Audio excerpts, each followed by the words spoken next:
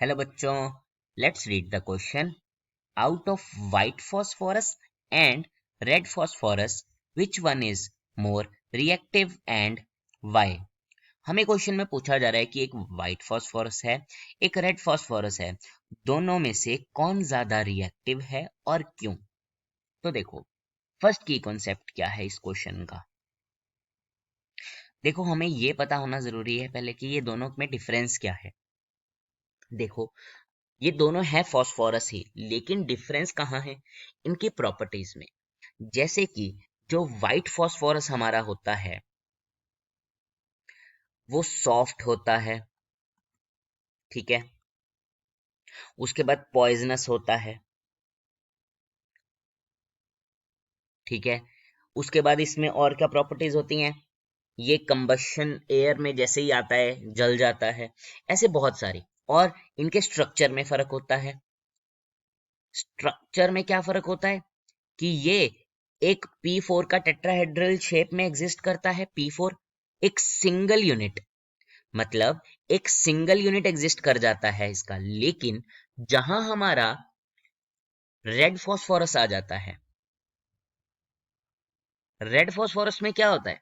Red phosphorus में जहां ये सॉफ्ट है वो हार्ड होता है, जहां ये पॉइजनस है वो नॉन पॉइजनस होता है, ठीक है। पॉइजनस का मतलब जहर, जहरीला नहीं होता। और इसका स्ट्रक्चर जो होता है वो कैसे एग्जिस्ट करता है? ये एग्जिस्ट करता है बहुत ज्यादा चेन यूनिट्स में। मतलब टेट्राहेड्रल P4 मॉलिक्यूल्स तो होते हैं, ठीक है। टेट्राहेड्रल P4 यूनिट्स होते हैं, वो आपस में जुड़े हुए होते हैं काफी ज्यादा। तो इनकी जो रिएक्टिविटी का रीजन है वो कैसे देखा जाता है? वो इस हिसाब से देखा जाता है कि जो हमारा रेड फॉस्फोरस है वो कम रिएक्टिव होता है, क्योंकि वो ज्यादा स्टेबल होता है। क्या होता है? ये स्टेबल होता है, ठीक है। उसके कारण ये लेस रिएक्टिव होता है।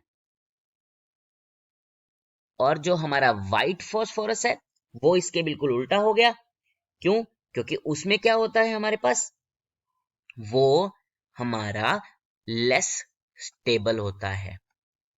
तो जो चीज स्टेबल नहीं है वो मोर रिएक्टिव हो जाती है, ठीक है। तो हमने क्या सीखा है इस क्वेश्चन में? हमने सीखा है कि जो व्हाइट फॉस्फोरस और रेड फॉस्फोरस है, दोनों फॉस्फोरस, लेकिन उनकी प्रॉपर्टीज में डिफरेंस है। कोई एक सॉफ्ट है, एक हार्ड है, एक पॉइजनस है, एक नॉन पॉइजनस है। बाकी इनकी रिएक्शंस में भी डिफरेंस आता है। जो इनकी रिएक्टिविटी का डिफरेंस वो कहाँ हम देख रहे हैं कि इसका P4 का एक सिंगल यूनिट भी एग्जिस्ट करता है, तो उस पर जब स्ट्रेन पड़ता है तो वो एक तरह से समझ लो टूट जल्दी जाएगा, ठीक है। तो इस भाषा में हम कह सकते हैं कि वो स्टेबल नहीं है, इसलिए मोर रिएक्टिव हो जाता है। या हम कह सकते हैं कि angular strain in the P4 molecule where the angles are only 60 degree. तो वही बात है कि इसके स्ट्रक्चर के कारण, जो इसकी प्रॉपर्टीज के कारण, ये क्या होता है? मोर रिएक्टिव होता है एज कंपेयर टू रेड। जो रेड वाला हमारा होता है वो मोर स्टेबल होता है और लेस रिएक्टिव, मतलब वो रिएक्ट इजीली नहीं करता, ठीक है। I hope you understand it well. Best of luck.